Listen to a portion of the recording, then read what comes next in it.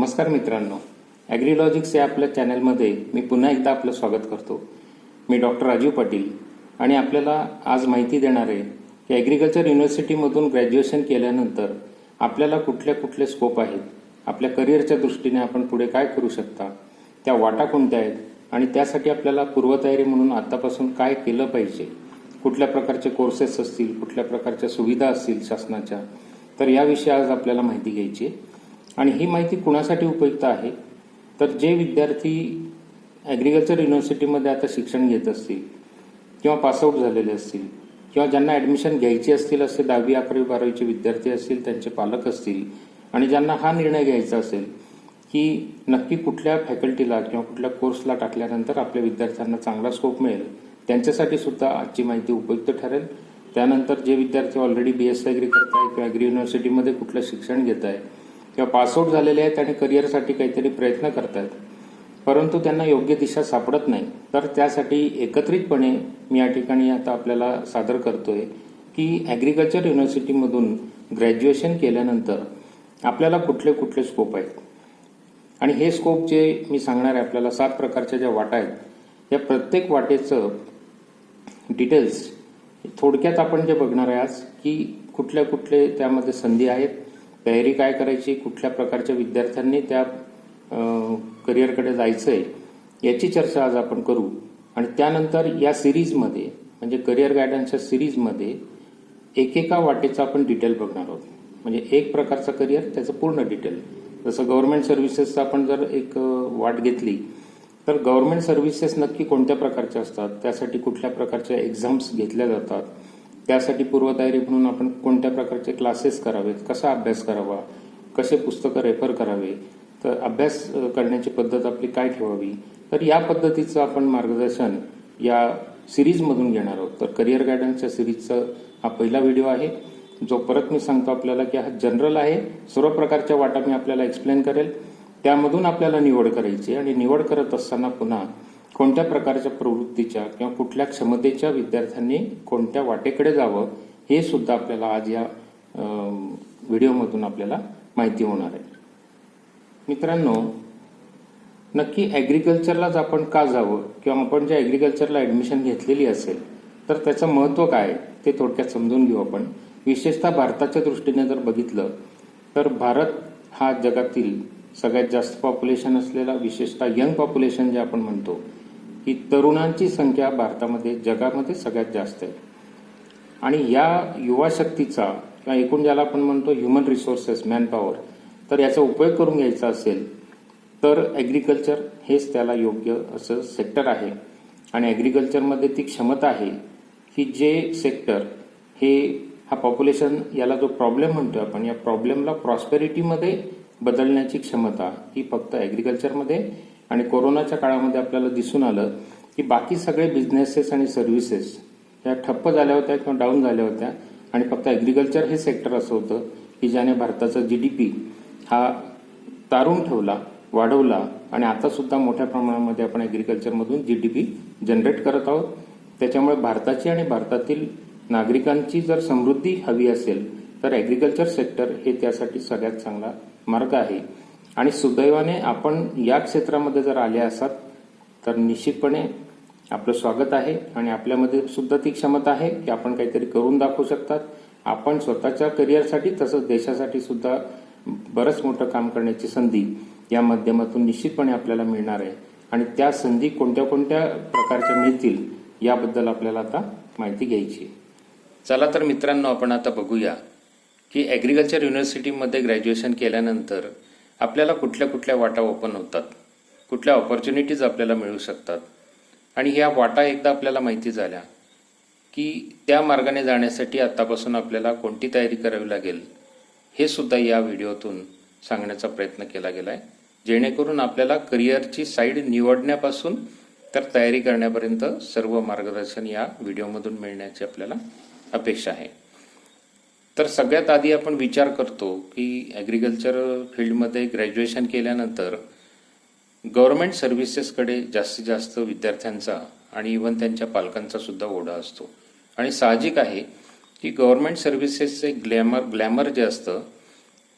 Glamour जे असतं की ज्यामध्ये एक विशिष्ट अशी पोस्ट ती क्लास 2 असेल, क्लास 1 असेल, ही त्या मुलाला किंवा मुलीला मिळते. त्याचं एक स्टेटस असतं समाजामध्ये, त्याला एक बऱ्यापैकी पगार असतो, पॅकेज असतं. त्याचप्रमाणे पेन्शन किंवा एक जॉब सिक्युरिटी ज्याला आपण म्हणतो, ती सुद्धा गव्हर्नमेंट सर्व्हिसेसमध्ये एक मिळून जाते. म्हणून एक आकर्षण गव्हर्नमेंट सर्व्हिसेसचं जास्तीत जास्त विद्यार्थ्यांना निश्चितच असतं आणि ते साहजिक आहे. परंतु सर्वच विद्यार्थ्यांना गव्हर्नमेंट सर्व्हिसेस मिळतील असं काही होणार नाही, कारण की जागांचं लिमिटेशन असतं आणि कॉम्पिटेटिव्ह एक्झाम ज्या असतात या पोस्टिंगसाठी, तर त्या काही नियमितपणे निघत नसतात. अगदी मधून काही जागा निघतात, कॉम्पिटिशन भरपूर असते आणि त्याच्यातून एक लिमिटेड मुलांचं फक्त सिलेक्शन होतं. मग नक्की कोणत्या प्रकारच्या मुलांचं सिलेक्शन होतं किंवा आपण कोणत्या प्रकारच्या मुलांनी या गव्हर्नमेंट सर्व्हिसेसकडे जावं हे सुद्धा आपल्याला बघणं महत्त्वाचं आहे. तर आपण ते बघणार आहोत. दुसरा सेक्टर येतो तो सर्व्हिसेस इन प्रायव्हेट और कॉर्पोरेट सेक्टर. सर्व्हिसेस म्हणजे ज्या काही प्रायव्हेट आणि कॉर्पोरेट सेक्टरमध्ये ऑपॉर्च्युनिटीज अवेलेबल असतात. प्रेफरेबली आपण MBA केल्यानंतर यामध्ये आपल्याला जास्त सक्सेस मिळू शकतं. याच्यामध्ये स्पेशालिटी अशी असते की पगार भरपूर असतो, जो जास्त काम करेल त्याला जास्त पैसा, अशा प्रकारची ती ऑपॉर्च्युनिटी असते. त्यामुळे काही विद्यार्थ्यांचा ओढा हा प्रायव्हेट सर्व्हिसेसकडे असतो किंवा कॉर्पोरेट सेक्टरमध्ये सुद्धा असतो. तिसरी ऑपॉर्च्युनिटी असते आपल्याला रिसर्च सेक्टरमध्ये. काही विद्यार्थ्यांना आणि विशेषतः विद्यार्थिनींना आवड असते की आपण हायर एज्युकेशन घ्यावं, म्हणजे ग्रॅज्युएशन नंतर पोस्ट ग्रॅज्युएशन करावं, डॉक्टरेट करावं आणि त्यानंतर एखाद्या रिसर्च सेंटरला किंवा युनिव्हर्सिटीमध्ये, कॉलेजेसमध्ये एक रिसर्च साईडचा जॉब आपल्याला मिळावा किंवा प्रायव्हेट कंपन्यांमध्ये सुद्धा R&D सेक्टर जो असतो त्यामध्ये सुद्धा आपल्याला जॉब याच्यामध्ये रिसर्चमध्ये मिळू शकतो. तर तो सुद्धा ओढा काही लोकांना असतो. त्याचप्रमाणे चौथ्या प्रकारची ऑपॉर्च्युनिटी आपल्याला अवेलेबल असते ती म्हणजे एज्युकेशन सेक्टर. यात सुद्धा बऱ्याचशा काही विद्यार्थ्यांना आवड असते, विशेषतः विद्यार्थिनींना आवड असते की आपण एक शिक्षक होण्याची जी इच्छा असते काही लोकांना किंवा ती एक कौशल्य पण असतं, आवडही असते शिकवण्याची. तर त्यासाठी आपल्याला MSc म्हणजे मिनिमम पोस्ट ग्रॅज्युएशन करणं आणि त्याच्यामध्ये आपण डॉक्टरेट जर केलं, PhD केलं आणि नेटची परीक्षा आपण जर पास झालो तर आपल्याला एक चांगल्यापैकी असिस्टंट प्रोफेसरची नोकरी मिळू शकते आणि नंतर बाय प्रमोशन आपण पुढच्या पोस्टला जाऊ शकतो. तर तो सुद्धा एक स्टेबल जॉब ज्याला आपण म्हणता येईल. कुठल्याही प्रकारचे फारसे टेन्शन्स नाहीत आणि एक आनंदी जीवन जगण्याची ज्यांना इच्छा असेल तर त्यांनी इकडे एज्युकेशन सेक्टरमध्ये जायला काही हरकत नाही. त्यानंतर पाचवी ऑपॉर्च्युनिटी आपण बघतोय की इंडस्ट्रियलिस्ट होण्याची सुद्धा आपल्याला ऑपॉर्च्युनिटी. कारण की ॲग्रिकल्चर म्हटल्यानंतर जसं फार्मिंग हा एक भाग झाला, म्हणजे फूड प्रोडक्शन करणारा जो सेक्टर आहे फार्मिंग, त्याच्यामध्ये काही लोक जाऊ शकतात. तर काही लोक त्याच्यानंतरची जी प्रोसेस आहे म्हणजे ॲग्रिकल्चर इनपुट प्रोडक्शनपासून तर आउटपुट प्रोसेसिंग असेल, तर याच्यामध्ये प्रचंड असा स्कोप हा ॲग्रिकल्चर इंडस्ट्रीमध्ये निर्माण झाला आहे आणि तो वाढतच जाणार आहे. त्याच्यामुळे बऱ्याच लोकांना याच्यामध्ये चांगली संधी मिळू शकते, म्हणजे स्वतःचा उद्योग सुरू करण्यामध्ये. याच्यामध्ये आपण ग्रॅज्युएशन केल्यानंतर MBA करणं किंवा कमीत कमी ABM जे म्हणतो आपण, ॲग्री बिझनेस मॅनेजमेंट, याचं ग्रॅज्युएशन किंवा छोटे मोठे जे कोर्सेस असतात, पोस्ट ग्रॅज्युएट डिप्लोमा वगैरे असतात, तर हे आपल्याला करणं गरजेचं असतं. त्यानंतर 6व्या प्रकारची ऑपॉर्च्युनिटी आपण बघतो ती म्हणजे सर्व्हिस सेक्टर, म्हणजे सेवा देण्याची. तर याच्यामध्ये ग्रॅज्युएशन इन ॲग्रिकल्चर केल्यानंतर आपण AC आणि ABC हा जो कोर्स आहे, agri clinic and agri business management, agri clinic and agri business centre हा एक कोर्स मॅनेजतर्फे राबवण्यात येतो. तो आपण करू शकतात. MBA करू शकतात, ABM करू शकता आणि स्वतःच्या सर्व्हिसेस, हे जसं कन्सल्टन्सी असेल अशा प्रकारच्या सर्व्हिसेस आपण देऊ शकतात. त्याच्यानंतर 7वा ऑप्शन आहे फार्मिंग. खरं म्हणजे हा ऑप्शन सगळ्यात आधी घ्यायला पाहिजे, कारण की ॲग्रिकल्चर युनिव्हर्सिटीमध्ये आपल्याला जे शिक्षण दिलं जातं त्याचा जो मुख्य उद्देश असतो तो म्हणजे आपण ग्रॅज्युएशन नंतर फार्मिंग करावं, हे शेतीकडे वळावं, हा खरं म्हणजे या एज्युकेशनचा उद्देश असतो. परंतु वस्तुस्थिती अशी आहे की फार्मिंगकडे जाण्याचं बरेचसे विद्यार्थी टाळतात आणि त्यांच्या पालकांची सुद्धा काही इच्छा नसते की आपल्या पाल्यांनी फार्मिंग करावं, कारण की त्याला तेवढं स्टेटस मिळत नाही म्हणा किंवा त्याच्यातून शुअरिटी नसते की प्रोडक्शन किती येईल आणि जे नॅचरल कॅलॅमिटीज असतील, बरेचसे फॅक्टर असे आहेत की ज्यामुळे सहजासहजी विद्यार्थी किंवा त्यांचे पालक हे फार्मिंग सेक्टरकडे आकर्षित होत नाहीत. तर पण आता जर आधुनिक पद्धतीच्या जे फार्मिंगच्या सिस्टीम्स निघालेल्या आहेत, त्याच्यामध्ये हायड्रोपोनिक्स असेल किंवा तुमचं सेरिकल्चर असेल, बी किपिंग असेल, असे कितीतरी नवीन नवीन सेक्टर डेव्हलप झालेले आहेत. डेअरी फार्मिंग असेल, गोट फार्मिंग आहे, पोल्ट्री फार्मिंग, की ज्यामुळे खूप चांगल्या ऑपॉर्च्युनिटीज आता अवेलेबल झालेल्या आहे. आणि त्यासाठी गव्हर्नमेंटचा खूप मोठा सपोर्ट हा सबसिडीच्या स्वरूपात, लोन किंवा त्याचं इंटरेस्ट रिम्बर्समेंटच्या स्वरूपामध्ये अवेलेबल झालेलं आहे. तर अशा आपण हे 7 सेक्टर या ठिकाणी डिस्कस करणार आहोत. आणि त्यानंतर मी जसं सांगितलं की या सिरीजमध्ये प्रत्येक सेक्टरचा अजून वेगळा व्हिडिओ मी आपल्याला सादर करेल, ज्यामध्ये अजून डिटेल माहिती या प्रत्येक सेक्टरची मी देण्याचा प्रयत्न करणार आहे. तर मित्रांनो, आपण सगळ्यात आधी जो विचार करतोय, सगळ्यांचा आवडीचा विषय की ॲग्रिकल्चर ग्रॅज्युएशन नंतर गव्हर्नमेंट सर्व्हिसेसमध्ये आपल्याला जर जायचं असेल तर कुठल्या कुठल्या संधी आपल्याला उपलब्ध आहेत गव्हर्नमेंट सर्व्हिसेसमध्ये. तर याच्यामध्ये स्टेट पब्लिक सर्व्हिस कमिशन जे असतं, ज्याला आपण महाराष्ट्रामध्ये महाराष्ट्र पब्लिक सर्व्हिस कमिशन म्हणजे MPSC म्हणतो. त्यानंतर services in department of agriculture, काही डायरेक्ट रिक्रुटमेंट असतात, काही कॉम्पिटेटिव्ह एक्झामच्या थ्रू असतात. त्यानंतर युनियन पब्लिक सर्व्हिस कमिशन म्हणजे UPSC ज्याला आपण म्हणतो, त्याला आपण जाऊ शकतात. नंतर इंडियन फॉरेस्ट सर्व्हिसेस आहेत, IFS ज्याला आपण म्हणतो, ही सुद्धा एक चांगली ऑपॉर्च्युनिटी असते. काही विद्यार्थ्यांना पोलीस डिपार्टमेंट जे म्हणतो आपण, त्यामध्ये इंडियन पोलीस सर्व्हिसेस म्हणजे IPS मध्ये जाण्याची सुद्धा विशेषतः विद्यार्थ्यांमध्ये जास्त ओढ असते. कारण की एक डॅशिंग पर्सनॅलिटी ज्यांना हवी असते आणि पोलीस इन्स्पेक्टर म्हणा किंवा त्याच्या वरच्या ज्या पोस्ट असतील, DYSP वगैरे, अशा पोस्टकडे बऱ्याचशा विद्यार्थ्यांचं एक आकर्षण असतं आणि तिकडे सुद्धा बरेच विद्यार्थी आपले जात असतात. नंतर सर्व्हिसेस इन रिव्हेन्यू डिपार्टमेंट म्हणजे जसं तहसीलदार असेल, नायब तहसीलदार असेल, अशा पद्धतीच्या रिव्हेन्यूमधल्या किंवा डेप्युटी कलेक्टर असेल, अशा प्रकारच्या पोस्ट रिव्हेन्यू डिपार्टमेंटला अवेलेबल असतात. तिकडे पण आपण जाऊ शकतो. त्यानंतर सेलटॅक्स डिपार्टमेंटमध्ये सेलटॅक्स इन्स्पेक्टर म्हणून आपल्याला संधी मिळू शकते. तसंच मोटर व्हेकल डिपार्टमेंट जे आहे, याच्यामध्ये RTOच्या लेवलच्या ज्या पोस्ट आहेत त्या आपल्याला मिळू शकतात. तिकडे सुद्धा काही लोक जातात. त्यानंतर बँकिंग सर्व्हिसेस हा खूप मोठा सेक्टर आहे तसं बघितलं तर, म्हणजे खूप मोठ्या प्रमाणामध्ये याच्यामध्ये एम्प्लॉयमेंट जनरेशन होत असते आणि ती वाढतच चाललेली आहे. कारण की बँकिंग सर्व्हिसेसचं इम्पॉर्टन्स हे जेवढं बाकीची डेव्हलपमेंट जे म्हणतो आपण, उद्योगधंदे असेल, फार्मिंग असेल, या प्रत्येक ठिकाणी बँकिंगची रिक्वायरमेंट वाढत चालली आणि त्या सर्व्हिसेस पुरवण्यासाठी बँकांमध्ये मोठ्या प्रमाणात रिक्रुटमेंट केली जाते आणि बऱ्यापैकी दरवर्षी बऱ्याचशा जागा याच्यामध्ये निघत असतात. प्रोबेशनरी ऑफिसर असेल, ॲग्रिकल्चर फील्ड ऑफिसर असेल, क्लेरिकल पोस्ट असतील, अशा मोठ्या प्रमाणात जागा बँकांमध्ये निघत असतात आणि मग तिकडे सुद्धा आपले ॲग्रिकल्चर ग्रॅज्युएट आकर्षित होत असतात. परंतु मित्रांनो, आपल्याला हे बघितलं पाहिजे की गव्हर्नमेंट सर्व्हिसेसकडे कोणी गेलं पाहिजे, कोणत्या प्रकारच्या विद्यार्थ्यांनी गेलं पाहिजे. तर ज्यांना इंटरेस्ट इन ॲडमिनिस्ट्रेशन आहे, म्हणजे एक ॲडमिनिस्ट्रेटर होण्याचं ज्यांची इच्छा असेल आणि त्या प्रकारची आवड असेल, त्यांनीच या क्षेत्राकडे गेलं पाहिजे. म्हणजे लोकांकडून काम करून घेणं अधिकारी म्हणून. कारण तुम्ही ज्यावेळी कॉम्पिटेटिव्ह एक्झाम थ्रू जाता तर फार कमी पोस्ट असे असतात ज्या असिस्टंट लेवलच्या, सुपरवायझर लेवलच्या असतात.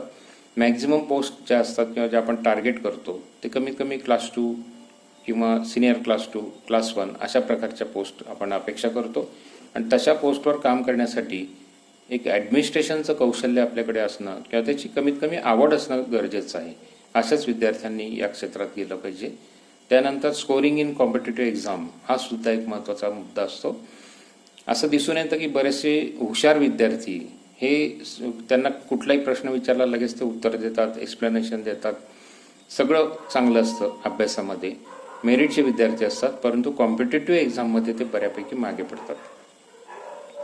आणि काही विद्यार्थी असे असतात की जे अभ्यासामध्ये मध्यम असतात परंतु कॉम्पिटेटिव्ह एक्झाममध्ये एकदम ते स्कोरिंग चांगलं करतात.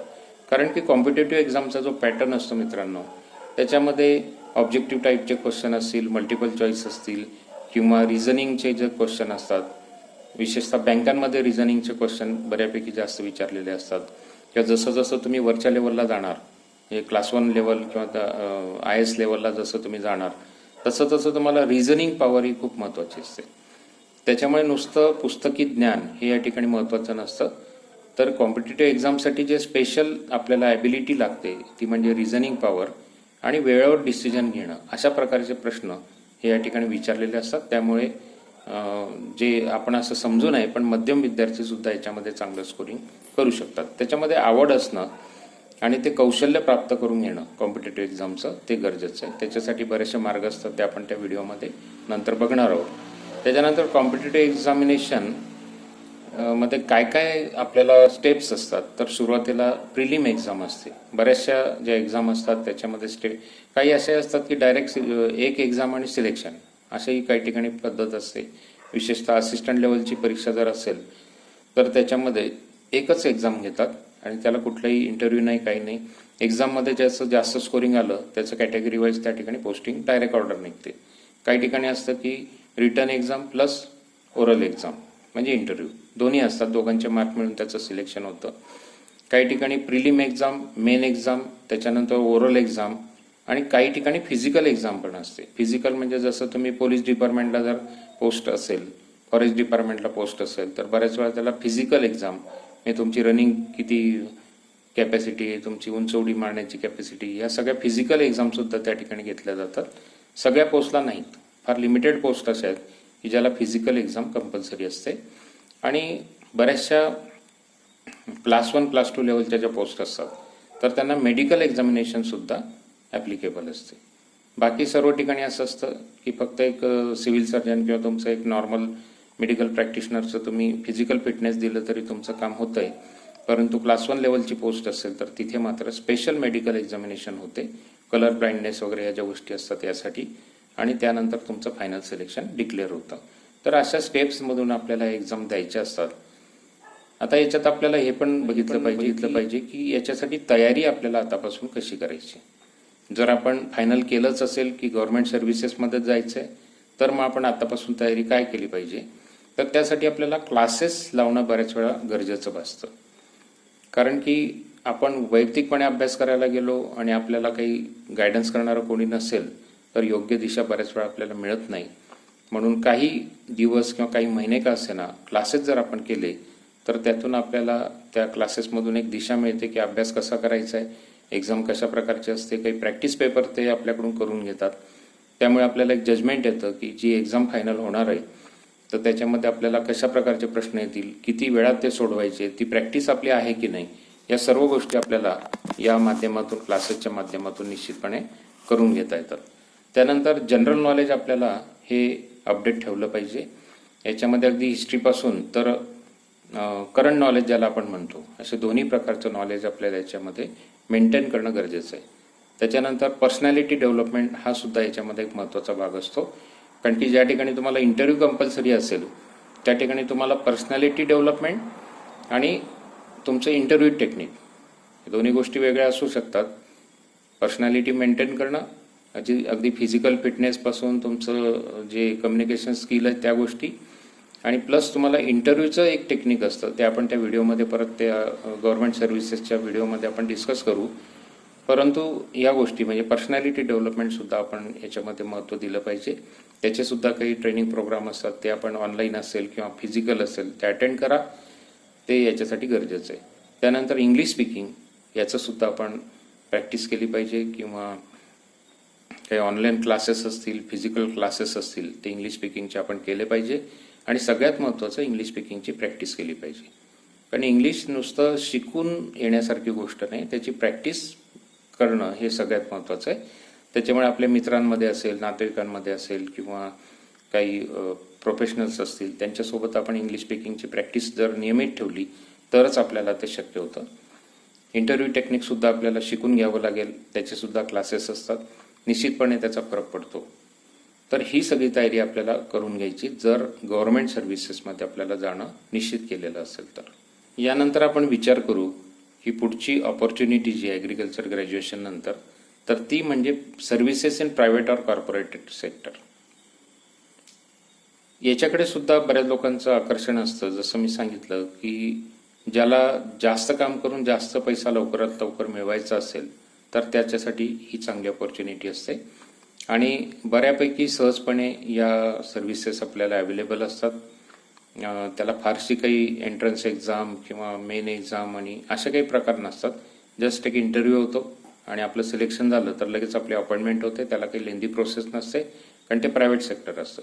कॉर्पोरेट सेक्टरमध्ये मात्र आपल्याला बऱ्याचशा प्रोसेसेस त्यांनी लागू केलेल्या असतात, परंतु कंपॅरेटिव्हली गव्हर्नमेंट सेक्टरपेक्षा याच्यामध्ये सिलेक्शन होण्याची प्रोसेस थोडी सिंपल असते आणि ऑपॉर्च्युनिटीजसुद्धा मोठ्या प्रमाणात अवेलेबल असतात. कारण की ऑलरेडी बऱ्याचशा ज्या कंपन्या आहेत, प्रायव्हेट कंपन्या त्या किंवा कॉर्पोरेट कंपन्या असतील, इनपुट प्रोडक्शनमध्ये असेल किंवा आउटपुट प्रोसेसिंगमध्ये ॲग्रिकल्चरच्या, ह्या खूप कंपन्या काम करत आहेत आणि त्यांना मोठ्या प्रमाणात मॅनपॉवरची गरज नियमित भासत असते. तर याच्यातसुद्धा जागा मोठ्या प्रमाणात निर्माण होतात. कोणत्या जागा निर्माण होतात याच्यात? तर त्याच्यामध्ये मॅनेजिंग डायरेक्टर, हायेस्ट पोस्ट. आपण हायेस्टपासून विचार करू की त्या कंपनीचा MD होण्याचे सुद्धा आपल्याला चान्सेस असतात, किंवा chief officer, chief executive officer, अशा ज्या पोस्ट असतात तिथे आपण जाऊ शकता. ह्या अप्पर पोस्ट सांगितल्या मी. त्यानंतर रिजनल मॅनेजर, त्या पोस्ट बऱ्यापैकी संख्येने असतात. नंतर एरिया मॅनेजर, टेरिटोरी मॅनेजर यांची संख्या अजून जास्त असते. सेल्स मॅनेजर आणि सगळ्यात शेवटी सेल्स रिप्रेझेंटेटिव्ह किंवा ज्याला आपण फील्ड असिस्टंट म्हणतो, ही शेवटची पोस्ट म्हणू आपण ती. ही तर खूप इझिली अवेलेबल असते, परंतु जसं आपण खालच्या पोस्टला जाणार, जसं सेल्स रिप्रेझेंटेटिव्ह असेल किंवा फील्ड असिस्टंट, तर याला फिरस्ती म्हणा, टुरिंग करायचं, लोकांशी भेटायचं, डीलर्स असतील किंवा फार्मर्स असतील त्यांच्याशी सतत कम्युनिकेशन करून मार्केटिंग करण्याचं काम यांच्याकडे दिलेलं असतं. त्यामुळे थोडासा हेक्टिक जॉब ज्याला आपण म्हणू आणि सतत फिरत राहणं, लोकांच्या कॉन्टॅक्टमध्ये राहणं, तर हे थोडंसं याच्यामध्ये अवघड असतं. सॅलरी फार काही जास्त नसते. आजच्या हिशोबाने जर बघितलं तर साधारणतः 15-20 हजारापासून तर 25-30 हजारापर्यंत एक स्टार्टिंग आपल्याला मिळू शकतं. परंतु फार जास्त वर्षापर्यंत आपण या जॉबमध्ये टिकू शकत नाही. अर्थात चांगलं काम केलं तर आपलं प्रमोशन होतं. सेल्स मॅनेजर असेल किंवा एरिया मॅनेजर, टेरिटोरी मॅनेजर, अशा वरच्या पोस्टला आपण निश्चितपणे जाऊ शकतात. आणि प्रायव्हेट सेक्टर असल्यामुळे याच्यामध्ये असं काही लिमिटेशन नसतं की तुमचं एज्युकेशन डिप्लोमा झालं आहे की ग्रॅज्युएशन झालं आहे की पोस्ट ग्रॅज्युएशन आहे की डॉक्टरेट झालेलं आहे. कोणत्याही व्यक्तीला जो जास्त चांगलं काम करतोय, कंपनीला बेनिफिट देतोय, सेल्समध्ये तो सक्सेस चांगलं दाखवतोय, कंपनीला त्याच्याकडून जर आउटपुट चांगलं मिळत असेल तर निश्चितपणे कंपनी त्याला जास्तीचा बेनिफिट, मग तो इन्सेंटिव्हच्या रूपाने असेल, इन्क्रीमेंट असेल किंवा प्रमोशन असेल, तर हे मिळत असतं. त्याच्यामुळे बऱ्यापैकी विद्यार्थी याकडे आकर्षित होतात. किंवा मग बरेच विद्यार्थी असे असतात की गव्हर्नमेंट सर्व्हिसेसमध्ये स्कोप मिळत नाही म्हणून मग नाईलाज असतो ते प्रायव्हेट सेक्टरला जातात किंवा तात्पुरत्या स्वरूपामध्ये प्रायव्हेट जॉईन करून नंतर मग ते गव्हर्नमेंटकडे जातात. मग आता नक्की कोणत्या प्रकारच्या विद्यार्थ्यांनी या प्रायव्हेट सेक्टरकडे गेलं पाहिजे? तर ज्यांना मार्केटिंगमध्ये इंटरेस्ट असेल, कारण ते सुद्धा एक वेगळा स्वभाव असावा लागतो मार्केटिंगसाठी, की ज्याला थोडंफार कन्व्हिन्स करण्याची, पटवून देण्याची जे कौशल्य आहे ते ज्याला येत असेल त्यानेच या फील्डकडे गेलं पाहिजे. ज्याला पब्लिक रिलेशन मेंटेन करण्याची आवड असेल, लोकांना भेटणं, त्यांच्याशी सतत संपर्कात राहणं, फोन करणं, मेसेजेस करणं, तर ही आवड ज्याला असेल त्याने तिकडे जावं. नंतर कॅप्टिव्ह पर्सनॅलिटी ज्याची असेल, म्हणजे ज्याने एखाद्याशी कम्युनिकेशन सुरू केल्यानंतर तो त्याला कॅच करू शकतो, समोरच्याला कन्व्हिन्स करू शकतो, आणि ज्याच्याकडे स्पीकिंग स्किल्स आहेत, म्हणजे जो इम्प्रेसिव्ह असं बोलू शकतो, समोरच्याला इम्प्रेस करू शकतो, त्याने तिकडे जावं प्रायव्हेट सेक्टरकडे. किंवा कॅपेबल टू कन्व्हिन्स, म्हणजे समोरच्याला कन्व्हिन्स करण्याची ज्याला कौशल्य असेल त्याने तिकडे गेलं पाहिजे. आणि सगळ्यात महत्त्वाचं, ज्याला ट्रॅव्हलिंग ॲबिलिटी असेल, म्हणजे प्रवास करण्याची क्षमता असेल.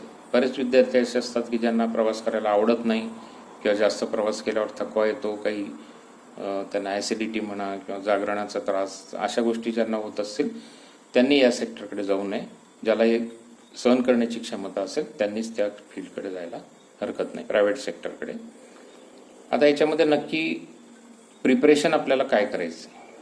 प्रायव्हेट सेक्टरकडे जर जायचं असेल तर आपल्याला PGDM जर आपण करून घेतलं, post graduate diploma in management, हे बऱ्याच ठिकाणी एक ॲग्रिकल्चर सेक्टरमध्ये म्हणा किंवा नॉन ॲग्रिकल्चरमध्ये सुद्धा बरेचशा कॉलेजेसमध्ये हे PGDM डिप्लोमा जे असतात ते अवेलेबल असतात किंवा MBA इन मार्केटिंग तुम्ही करू शकतात, MBA इन फायनान्स करू शकतात, MBA इन प्रोडक्शन करू शकतात. म्हणजे पोस्ट ग्रॅज्युएशन इन मॅनेजमेंट हे तुम्ही वेगळ्या सेक्टरमध्ये करू शकतात जशी तुम्हाला आवड असेल. कारण की जसं मार्केटिंगची आवड असेल तुम्ही तिकडे जाऊ शकतात, फायनान्सची असेल तिकडे जाऊ शकतात. नंतर पर्सनॅलिटी डेव्हलपमेंट आपल्याला याच्यामध्ये करणं गरजेचं आहे. कारण तुम्हाला जर मार्केटिंगमध्ये जायचं तर पर्सनॅलिटी डेव्हलपमेंट कंपल्सरी आहे. त्याचे काही क्लासेस असतील ते आपण लावू शकतात. त्यानंतर इंग्लिश स्पीकिंग कोर्सेस तीसुद्धा आपल्याला लावणं कंपल्सरी आहे.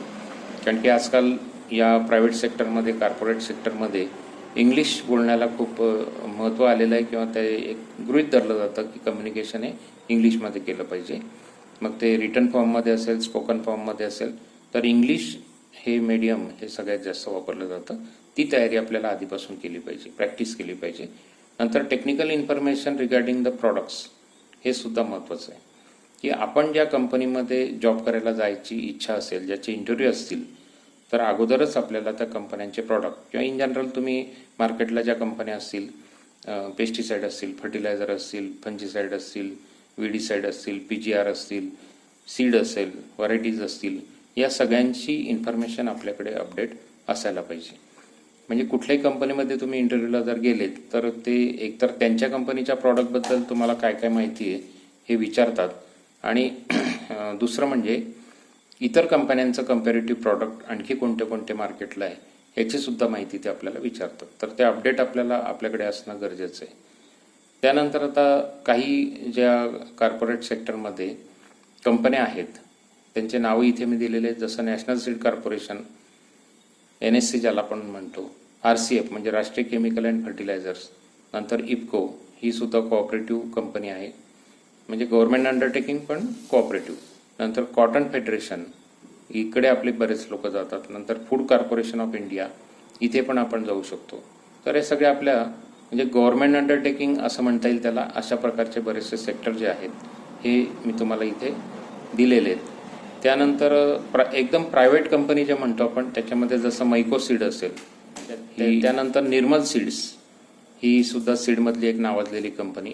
नंतर Rallis India, Bayer, Bayer India, त्यानंतर UPL, रिलायन्स, सिंजेंटा, मॉन्सॅन्टो, अशा कितीतरी कंपन्या आहेत की ज्या आपल्याला मोठ्या प्रमाणात अपॉर्च्युनिटीज अवेलेबल करून देतात. प्रायव्हेट सेक्टर असून सुद्धा या कंपन्यांमध्ये चांगल्यापैकी पॅकेजेस मिळतात. एक जॉब सिक्युरिटी ज्याला आपण म्हणतो ती पण बऱ्यापैकी असते. सर्व प्रकारच्या फॅसिलिटीज असतील, PF असेल, TDS असेल, या सगळ्या फॅसिलिटीज या ठिकाणी अवेलेबल असतात. त्यामुळे या सेक्टरकडे सुद्धा बरेचसे विद्यार्थी आकर्षित होत असतात. तर मित्रांनो, आपण बघतोय आता की ॲग्रिकल्चर ग्रॅज्युएशन नंतर आपण रिसर्च सेक्टरकडे जाऊ शकतो का? तर हो, निश्चित जाऊ शकता आपण. परंतु त्यासाठी आपल्याला पोस्ट ग्रॅज्युएशन म्हणजे MSc आणि शक्य झालं तर PhD म्हणजे डॉक्टरेट करून घेणं हे आवश्यक असतं. तरच आपल्याला चांगल्या पोस्ट त्यामध्ये अवेलेबल होऊ शकतात. आता याच्यामध्ये नक्की कोणत्या पोस्ट असतात? तर आपण जसं बघितलं, हायेस्ट पोस्ट जर आपण विचार केली रिसर्च सेक्टरमध्ये तर ती डायरेक्टर ऑफ रिसर्च, त्यानंतर professor, assistant professor, senior scientist, junior scientist, senior research assistant, junior research assistant, senior research fellow, junior research fellow, R&D departments of private companies, त्याच्यामध्ये सुद्धा बऱ्यापैकी जागा अवेलेबल असतात. तिकडे सुद्धा आपण जाऊ शकता. रिसर्च सेक्टरकडे नक्की कोणी गेलं पाहिजे हे बघणं महत्त्वाचं आहे. तर यामध्ये ज्यांना रिसर्च आणि इनोव्हेशनमध्ये इंटरेस्ट असेल त्यांनीच या रिसर्च सेक्टरकडे गेलं पाहिजे. नंतर ज्यांना पेशन्स असेल, कंटिन्युअस काम करण्याचा ज्यांना पेशन्स असेल, न कंटाळता अनेक तास बसून काम करणं किंवा लॅबोरेटरीमध्ये काम करणं, चिकाटी ज्याला आपण म्हणतो, ती ज्याच्याकडे असेल त्यांनीच या सेक्टरकडे गेलं पाहिजे. नंतर ज्यांना एक स्टेबल लाईफची आवड असेल आणि मोनोटोनस वर्क करण्याची तयारी असेल, म्हणजे एकसारखं काम की रोज उठून तशाच प्रकारचं काम करा. कारण रिसर्चमध्ये बऱ्याचशा ट्रायल्स घ्याव्या लागतात. रिपीटेडली एकच काम अनेक पद्धतीने तुम्हाला करून त्याच्या ट्रायल्स नोंदवाव्या लागतात. त्याच्यामुळे एक मोनोटोनस काम करण्याची ज्याला इच्छा असेल, तयारी असेल, त्यानेच या सेक्टरकडे गेलं पाहिजे. आणि विशेष म्हणजे ज्यांना स्टेबल लाईफची आवड असेल की नाही आपल्याला फार कुठे फिरस्ती नको, मार्केटिंगचं अजिबात काही संबंध नको, त्यांनीच रिसर्च सेक्टरकडे जायला हरकत नाही. नंतर विशेषतः मुली ज्या असतात त्यांना या सेक्टरची आवड असते, रिसर्च सेक्टरची. एकतर मुलींमध्ये सिन्सिअरिटी जास्त असते आणि त्यांना एक स्टेबल लाईफ जगण्याची एक आवड असते. आता याच्यासाठी आपल्याला प्रिपरेशन काय करायचं? जर रिसर्च सेक्टरकडे जायचं असेल तर आपल्याला पोस्ट ग्रॅज्युएशन म्हणजे MSc करणं कंपल्सरी आणि शक्य झालं तर PhD आपण केलं पाहिजे आणि रिसर्च पेपर आपले पब्लिश झाले पाहिजे. MSc करत असताना, PhD करत असताना बरेचसे कंपल्सरी असतात रिसर्च पेपर आणि त्यानंतर सुद्धा आपण सातत्याने वेगळ्या जर्नल्समध्ये, रेप्युटेड जर्नल ज्याला आपण म्हणतो, त्याच्यामध्ये आपले रिसर्च पेपर पब्लिश होणं आणि कंटिन्युअसली पब्लिश होत राहणं हे गरजेचं असतं. कारण की बऱ्याच ठिकाणी असं असतं की research papers publish in last 3 years, last 5 years अशा प्रकारचं त्या ठिकाणी एक विचारलेलं असतं. त्यामुळे आपल्याला एकदाच तुम्ही 10 रिसर्च पेपर करून संपवले असं करून चालणार नाही, तर कंटिन्युअसली रिसर्च पेपर आपण सुरू ठेवले पाहिजे, दरवर्षी 1-1, 2-2 या पद्धतीने. त्यानंतर कॉन्फरन्सेस आपण सतत अटेंड करत राहिलं पाहिजे. बऱ्याचशा कॉन्फरन्सेस काही ऑनलाईन असतात, काही फिजिकल असतात, त्याच्यामध्ये आपल्याला पार्टिसिपेट करता येतं. काही रिसर्च पेपर प्रेझेंटेशन आपलं जर असेल ते आपल्याला केलं पाहिजे.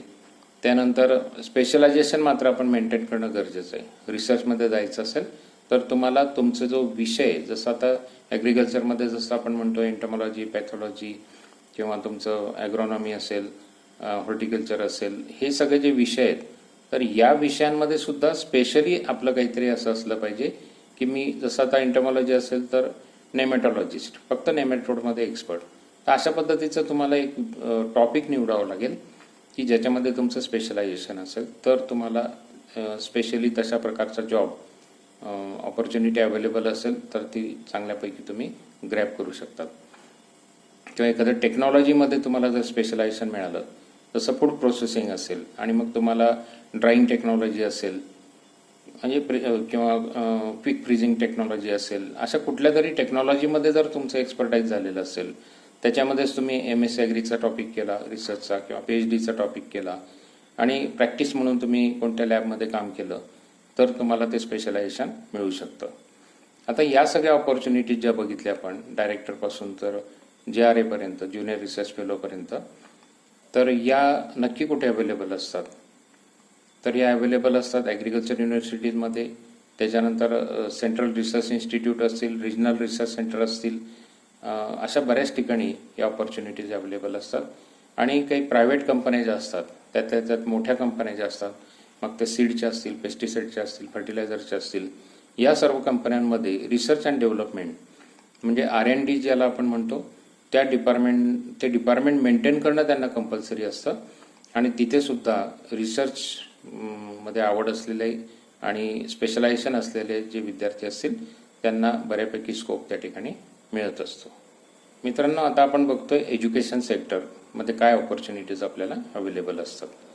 तर पोस्टिंगच्या बाबतीत जर बघितलं आपण, तर हायेस्ट पोस्ट त्याच्यामध्ये आपल्याला जे अवेलेबल असते ती व्हाईस चान्सलर, म्हणजे एखाद्या युनिव्हर्सिटीचा व्हाईस चान्सलर सुद्धा आपण होऊ शकतात.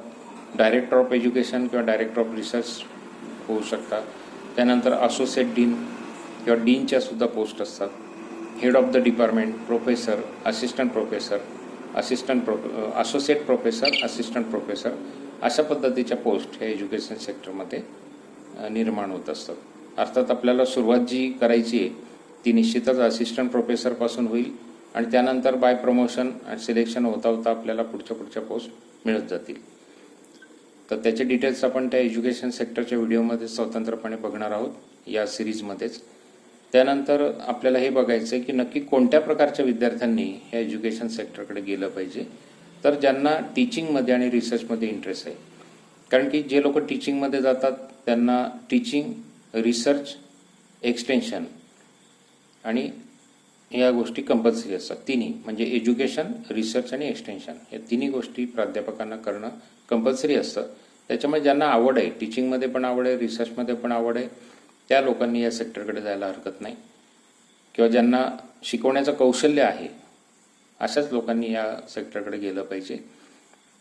त्यानंतर एक स्टेबल लाईफ ज्याला जगण्याची इच्छा असेल, की मार्केटिंगचं अजिबात आवड नाही, फिरस्तीची आवड नाही, आणि कुठेतरी एक सेटल असं लाईफ आपलं असायला पाहिजे आणि एक मोनोटोनस वर्क ज्याला आपण म्हणतो की म्हणजे जॉबला जॉईन केल्यापासून जे टीचिंग सुरू केलं तर रिटायर होईपर्यंत टीचिंग म्हणा किंवा ॲडमिनिस्ट्रेशन म्हणा कॉलेजेसमध्ये ते करण्याची इच्छा असेल तर आपण या सेक्टरकडे जाऊ शकतात. आता एज्युकेशन सेक्टरकडे जाण्यासाठी आपल्याला तयारी काय केली पाहिजे तर MSc कंपल्सरी म्हणजे पोस्ट ग्रॅज्युएशन त्याला कंपल्सरी, तरच आपल्याला असिस्टंट प्रोफेसरची जी लोएस्ट पोस्ट आपण ज्याला आपण म्हणू सुरुवात करण्याची तिकडे आपण जाऊ शकतात. प्रायव्हेट कॉलेजेस असतील तर फक्त MSc ॲग्री असेल तरी त्याला प्राध्यापक म्हणून ते घेतात असिस्टंट प्रोफेसर म्हणून. पण गव्हर्नमेंट कॉलेजेसमध्ये कॉम्पिटिशन असते त्याच्यामुळे मिनिमम त्याला नेट पास होणं कंपल्सरी आहे, PhD असणं कंपल्सरी आहे किंवा दोनपैकी एक जरी असेल PhD किंवा नेट. तर काही युनिव्हर्सिटीजमध्ये नियम वेगळे आहेत, त्याप्रमाणे आपण ते डिटेल्स त्या सेक्टरमध्ये बघू. त्यानंतर रिसर्च पेपर आपल्या नावावर पब्लिश झालेले गरजेचे कमीत कमी NIS रेटिंग 4 असलेल्या म्हणजे कमीत कमी 4 रेटिंग असलेले जे जर्नल्स आहेत त्याच्यामध्ये आपलं रिसर्च पेपर पब्लिश झालेले पाहिजे. कॉन्फरन्सेस आपण सातत्याने अटेंड केलेला पाहिजे. काही पब्लिकेशन्स आपण जे लोकल लँग्वेजमध्ये म्हणतो आपण न्यूजपेपर असेल मॅगझिन असेल त्याच्यामध्ये आपण लोकल आर्टिकल्स पब्लिश केलेले पाहिजे. नंतर एक स्पेशलायझेशन आपल्याला एखाद्या सब्जेक्टमध्ये मेंटेन करणं गरजेचं आहे. तर मित्रांनो आपण बघतोय की एज्युकेशन सेक्टरमध्ये नक्की आपल्याला कुठे वॅकन्सीज मिळू शकतात, पोस्टिंग मिळू शकतात. तर ॲग्रिकल्चर युनिव्हर्सिटीज ज्या काही असतील मग त्या गव्हर्नमेंटच्या असतील प्रायव्हेट असतील किंवा ज्याला आपण डीम युनिव्हर्सिटी म्हणतो अशा युनिव्हर्सिटीमध्ये सुद्धा आपल्याला पोस्टिंग मिळू शकतं. त्यानंतर ICARचे इन्स्टिट्यूट असतात, Indian council of agriculture research new Delhi, याच्या अंडरसुद्धा पोस्ट निघत असतात. त्यानंतर आपल्याला गव्हर्नमेंट अँड प्रायव्हेट कॉलेजेस जे काही असतील महाराष्ट्रातले किंवा महाराष्ट्राच्या बाहेरचे असतील तर यांच्या स्वतंत्रपणे सुद्धा जागा ह्या निघत असतात. तर बऱ्यापैकी ऑपॉर्च्युनिटीज याच्यामध्ये अवेलेबल होत असतात. मग नक्की कुठल्या युनिव्हर्सिटीज आपण फोकस करू शकतो तर त्यातल्या काही स्टँडर्ड अशा युनिव्हर्सिटीज मी या ठिकाणी एनलिस्ट केलेल्या आहेत.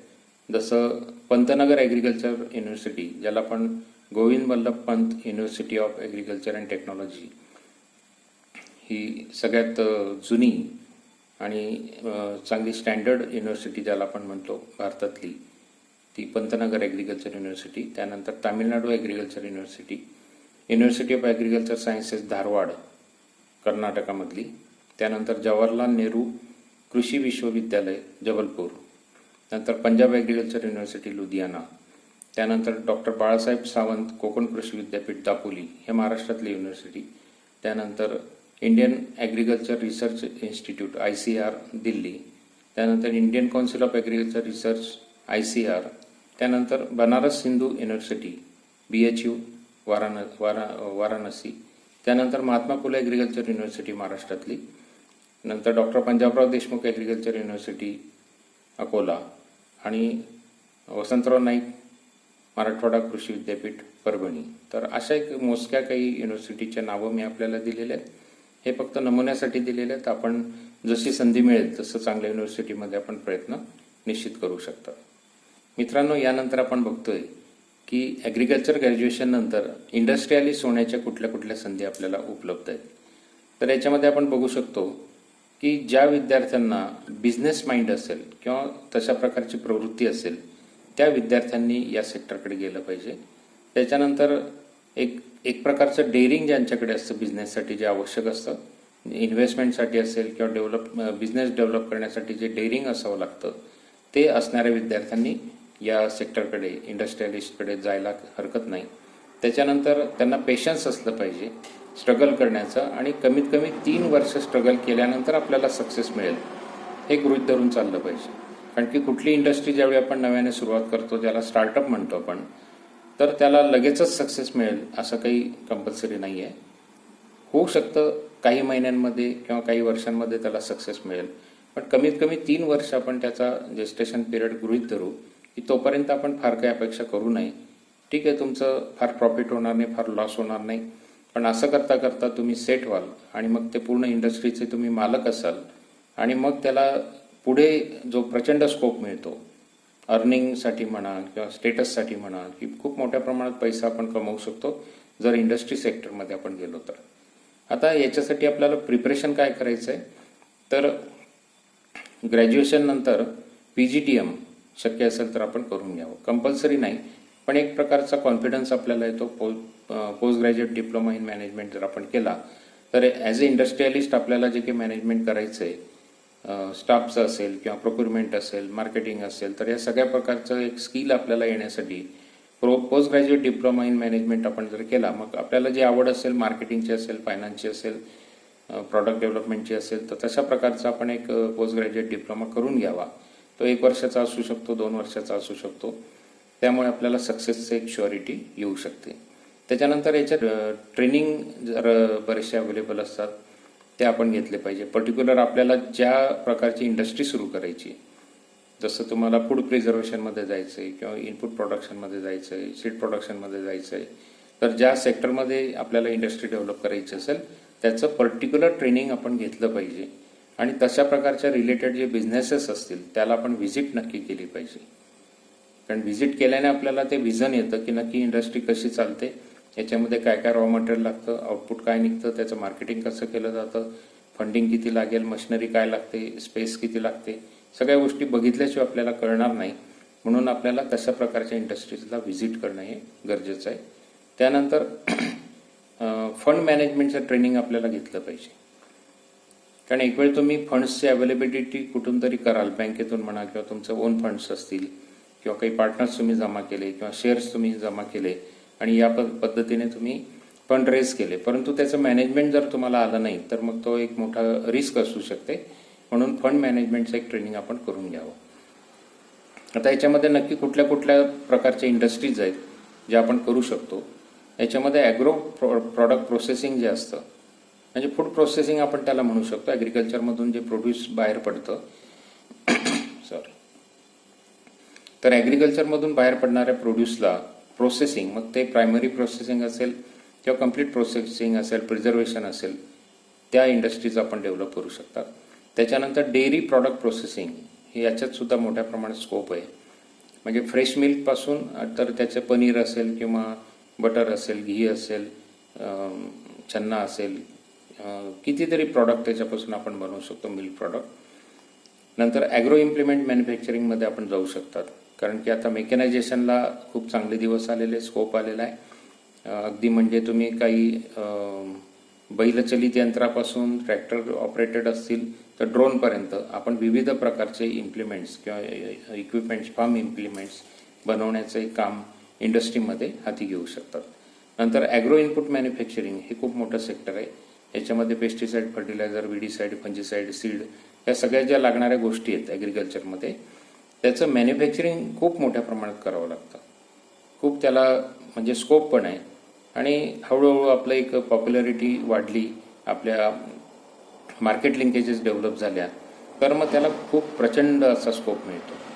बरेचसे उद्योग जर तुम्ही बघितले, सीडमध्ये असेल, पेस्टिसाईडमध्ये, PGRमध्ये, तर तुम्हाला असे उदाहरणं दिसतील की जो माणूस साधा सेल्समन होता किंवा कुठेतरी सायकलवर मार्केटिंग करायचा आणि दुकानांमध्ये, खेड्याखेड्यांमध्ये फिरून तो त्याचे प्रॉडक्ट विकायचा आणि आज ते अरबपती झालेले आहेत, मल्टीनॅशनल त्यांच्या कंपन्या झालेल्या आहेत.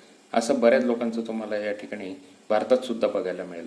म्हणजे हे इंडस्ट्री असं सेक्टर आहे की एखाद्याला त्याच्यात जर ग्रीप मिळाली तर तो कुठल्या कुठे जाऊ शकतो.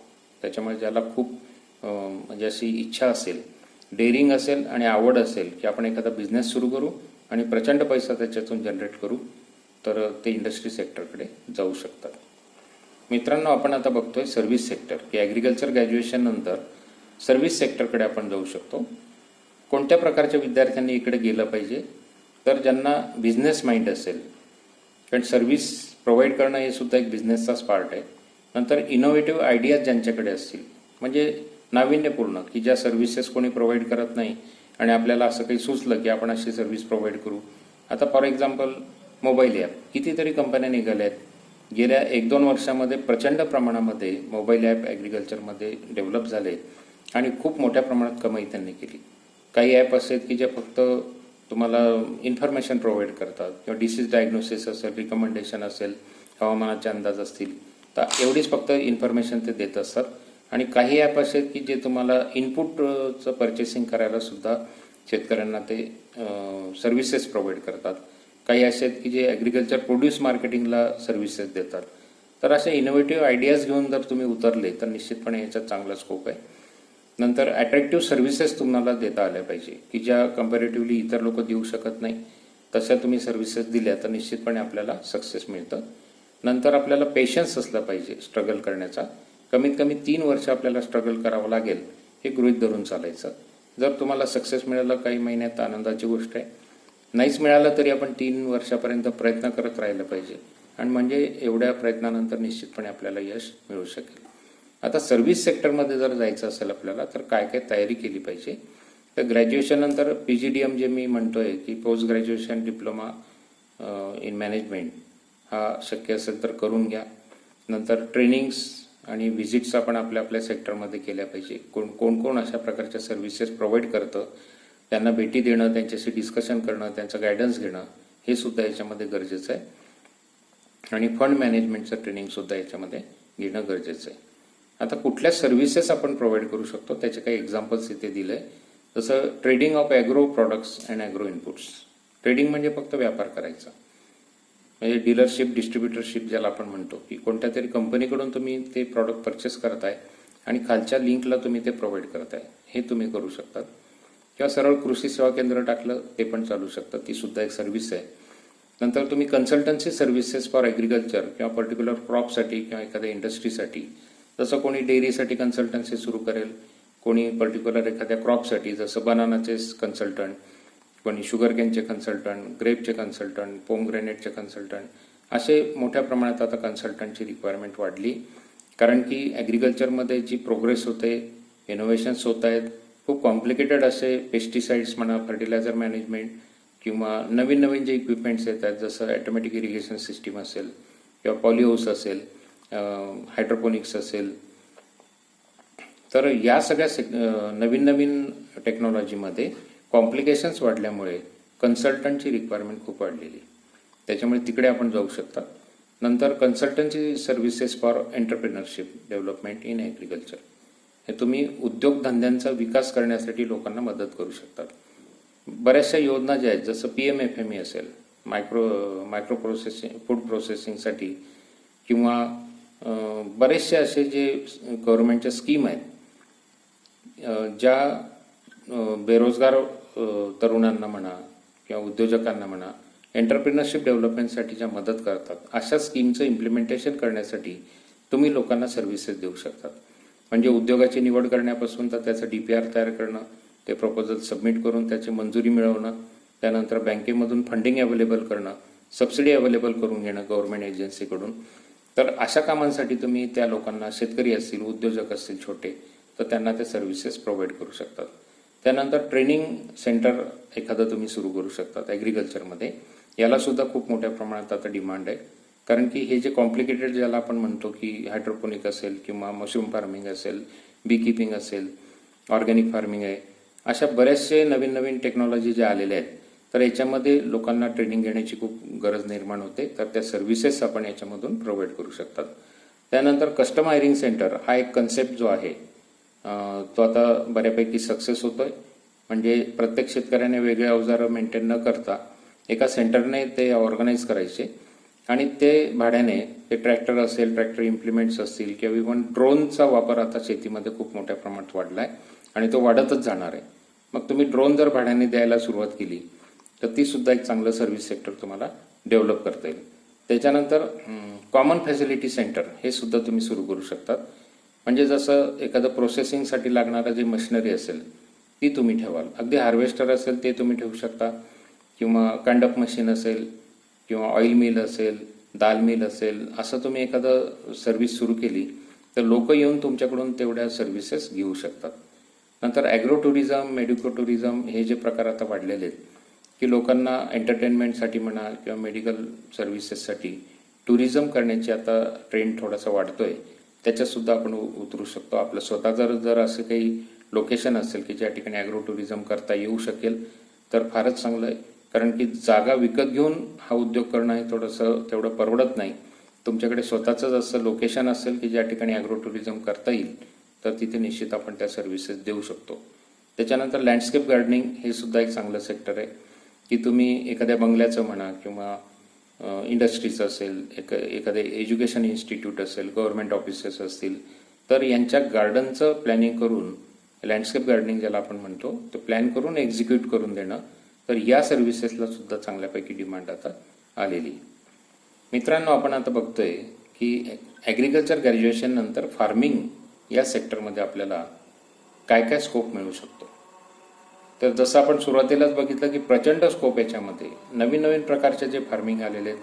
इवन आपले नेहमीचं जे फार्मिंग आहे ते सीझनल क्रॉप असेल, व्हेजिटेबल्स असतील, फ्रूट कल्टिवेशन असेल, याच्यात सुद्धा प्रचंड स्कोप निर्माण झालेला आहे. आणि पुन्हा नवीन टेक्नॉलॉजीचे जे असतील त्याच्यात तर अजूनच चांगला स्कोप आपल्याला मिळतोय. पण नक्की कोणी या सेक्टरकडे गेलं पाहिजे, फार्मिंग सेक्टरकडे? मग त्याला आपण शेती असं न म्हणता फार्मिंग हा शब्द वापरलेला जास्त योग्य राहील. म्हणजे त्याच्यामध्ये सगळ्या प्रकारचं फार्मिंग येऊ शकतं. याच्यामध्ये विलिंगनेस आपलं गरजेचं आहे. रुरल एरियामध्ये किंवा खेड्यामध्ये राहण्याची ज्याला इच्छा असेल, त्याच्यानंतर फार्मिंग हे करिअर म्हणून निवडण्याची ज्याला इच्छा असेल, त्याची इच्छा असेल, त्याच्या घरच्या लोकांची पण त्याला परवानगी असेल, काही हरकत नाही, तो फार्मिंग सुरू कर. त्याच्यामध्ये आपल्याला जे वडिलोपार्जित जे म्हणतात ते नॉलेज असेल, एक्सपिरियन्स असेल, तो असतो, त्यांचा पाठिंबा असतो, आणि काही लँड अवेलेबल असेल स्वतःची, तर निश्चितपणे आपण फार्मिंगमध्ये जाऊ शकता. नंतर ज्यांना having farm land or assets in rural area or suitable area, ते गरजेचं आहे. नंतर इंटरेस्ट असायला पाहिजे, नॉलेज असायला पाहिजे फार्मिंगचं, पर्टिक्युलर त्या फार्मिंगचं जे आपण डेव्हलप करणार आहे. And skills in particular farming, त्या विशिष्ट याच्यामध्ये काही कौशल्य आपल्याला असायला पाहिजे. नंतर patience to struggle for minimum 3 years, इथे सुद्धा आपल्याला कमीत कमी 3 वर्ष स्ट्रगल करण्याची तयारी ठेवली पाहिजे. आता काही असे आहेत जसं पोल्ट्री फार्मिंग आहे की तुम्हाला 2-3 महिन्यातच तुमचा रिझल्ट येऊन जातो, की एक बॅच तुम्ही टाकली, ती विकली गेली की तुम्हाला कळून जातं की हा बिझनेस आपल्याला किती प्रॉफिट देतोय, आपल्याला जमतोय की नाही. असंही होऊ शकतं. काही महिन्यात तुम्हाला रिझल्ट आला की तुम्ही पुढचं डिसिजन घेऊ शकतात, कंटिन्यू करायचं की नाही. आणि काही बिझनेस असे असतात की ज्याच्यात एकदा सुरुवात केल्यानंतर 1 वर्ष, 2 वर्ष, 3 वर्षांनी त्याचं आउटपुट सुरू होतं, किंवा ते सक्सेस जे म्हणतो आपण, गॅरंटेड सक्सेस, ते मिळायला आपल्याला थोडंसं वेटिंग करावं लागतं. तर ती तयारी आपली असायला पाहिजे. त्याच्यानंतर प्रिपरेशन आपल्याला याच्यासाठी काय काय करायचं आहे, तर ग्रॅज्युएशन तर कंपल्सरी आहे.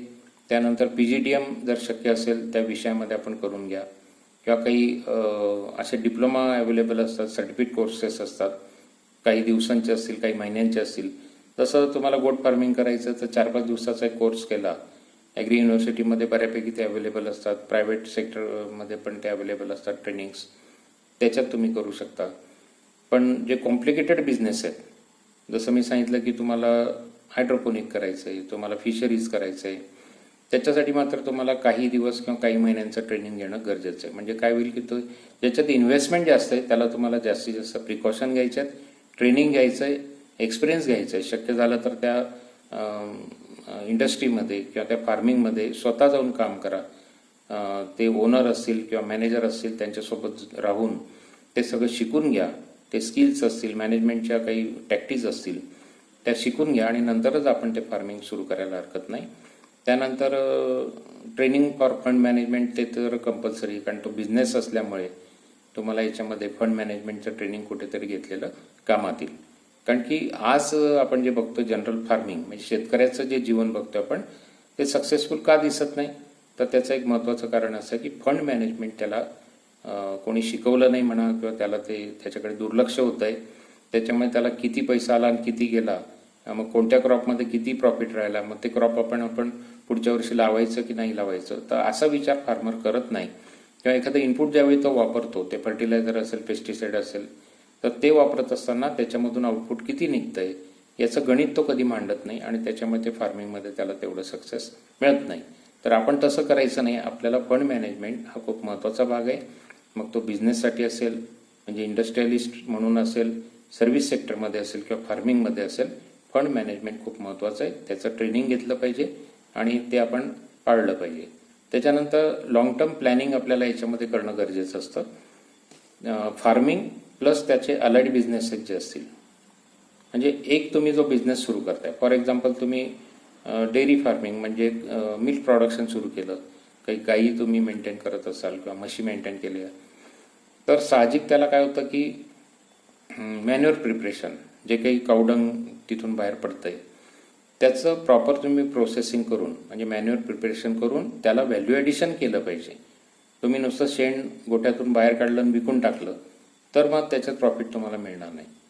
तुमच्याकडे जागा आहे, तुम्हाला स्किल आहे, त्याचं नॉलेज आहे, निश्चितपणे तुम्ही त्याचं वर्मी कंपोस्ट करा किंवा कंपोस्टिंग जरी केलं आणि त्याच्यामध्ये चांगले कल्चर वापरले, त्याच्यामध्ये मायक्रोन्यूट्रंट टाकले तर त्याचं व्हॅल्यू ॲडिशन होतं आणि जास्तीत जास्त किमतीला तुम्ही ते विकू शकतात. त्याचप्रमाणे जसं तुम्ही फॉडर प्रोडक्शन करताय तर सिलेज मेकिंग तुम्ही करू शकतात, त्याच्या सर्व्हिसेस लोकांना देऊ शकतात. कॅटल फीड तुम्ही स्वतःच तयार केलं तर तुमच्या जे गाई म्हशी असतील त्यांना पण ते अवेलेबल होईल आणि बाकीचं तुम्ही सेल करू शकाल. तर अशा अलाइड बिझनेसेस सुद्धा आपण प्लॅनिंग केलं पाहिजे. किंवा तुम्ही मिल्क प्रोडक्शन करताय तर मिल्क प्रोसेसिंगचं सुद्धा साईड बाय साईड तुमच्याकडे एक प्लॅन असला पाहिजे की मिल्क प्रोडक्शन आपलं रुटीनला आलं की त्याचं मिल्कचं डायरेक्ट सेल न करता त्याचं प्रोसेसिंग करून मग आपण विकलं तर निश्चितपणे आपण केलेल्या मेहनतीला जास्तीत जास्त रिटर्न्स मिळू शकतील. तर असं मेन बिझनेस आणि अलाइड बिझनेस यांचं लॉंग टर्म प्लॅनिंग करणं आपल्याला याच्यामध्ये खूप गरजेचं असतं. आता याचे एक्झाम्पल्स या ठिकाणी मी दिलेले आहेत. फार्मिंगमध्ये आपण काय करू शकतो तर जनरल ॲग्रिकल्चरिस्ट जे म्हणतो आपण, की सामान्यपणे एक शेतकरी म्हणून सीजनल क्रॉप जे असतील ते आपण घेऊ शकतात. व्हेजिटेबल क्रॉप, फ्रूट क्रॉप, जशी आपली लँड अवेलेबल असेल आणि एरिया कोणता आहे, सिटीपासून किती लांब आहे, किती जवळ आहे, याच्यानुसार तुम्ही ते डिसिजन घेऊ शकतात. त्यानंतर नर्सरी रेझिंग आपण एक चांगला बिझनेस आहे तो करू शकतात. पॉली हाऊस आपण करणं शक्य असेल तर फारच चांगलं, त्याच्यामध्ये जास्तीत जास्त अर्निंग आपण करू शकतो. हायड्रोपोनिक्स हा खूप नवीन कन्सेप्ट आहे आणि तो सुद्धा बऱ्यापैकी सक्सेस होतोय. त्याच्यात तुम्ही फ्लोरिकल्चर करू शकतात, व्हेजिटेबल प्रोडक्शन करू शकतात. नंतर व्हर्टिकल फार्मिंग हा त्याच्या पुढचा ॲडव्हान्स टेक्नॉलॉजी आता फार्मिंगमध्ये अवेलेबल झालेली आहे. कमीत कमी जाग्यामध्ये तुम्ही जास्तीत जास्त प्रोडक्शन कसं करायचं, तर काही पिकांमध्ये खूप चांगलं सक्सेस मिळतं आहे, याच्यात तुम्ही उतरू शकतात. मशरूम कल्टिवेशन असेल, स्पिरुलिना प्रोडक्शन असेल, याच्यातही तुम्ही जाऊ शकतात. डेअरी फार्मिंग हे तर कॉमनली माहिती आहे तुम्हाला. बायोफ्लॉक फिशरीज म्हणजे नॉर्मल फिशरीज न करता बायोफ्लॉक पद्धतीने करायची, त्याचे डिटेल्स आपण त्या सेपरेट व्हिडिओमध्ये बघणार आहोत या प्रत्येक फार्मिंगचे. त्यानंतर पोल्ट्री फार्मिंग, पोल्ट्री फार्मर म्हणून तुम्ही काम करू शकतात. सेरिकल्चर करता येईल, बी किपिंग करता येईल, गोट फार्मिंग करता येईल.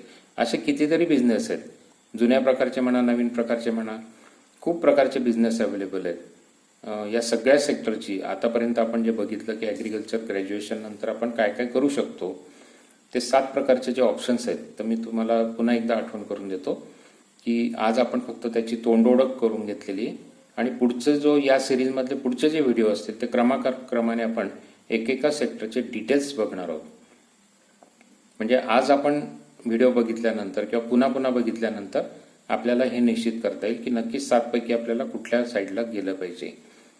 ॲग्रिकल्चर ग्रॅज्युएशन नंतर काय केलं पाहिजे हे एक प्रायमरी डिसिजन तुम्ही आता घेऊ शकता आणि त्यानंतर त्याच्यामध्ये डिटेल इन्फॉर्मेशन जी आहे ती पुढच्या सिरीजमध्ये मी आपल्याला निश्चितपणे देण्याचा प्रयत्न करतोय.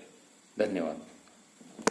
तर मित्रांनो, ॲग्रिकल्चर ग्रॅज्युएशन नंतर करिअर गायडन्स हा व्हिडिओ तुम्हाला कसा वाटला हे कॉमेंटमध्ये मला सांगा आणि सबस्क्राईब करा, लाईक करा आणि फॉरवर्ड करायला विसरू नका.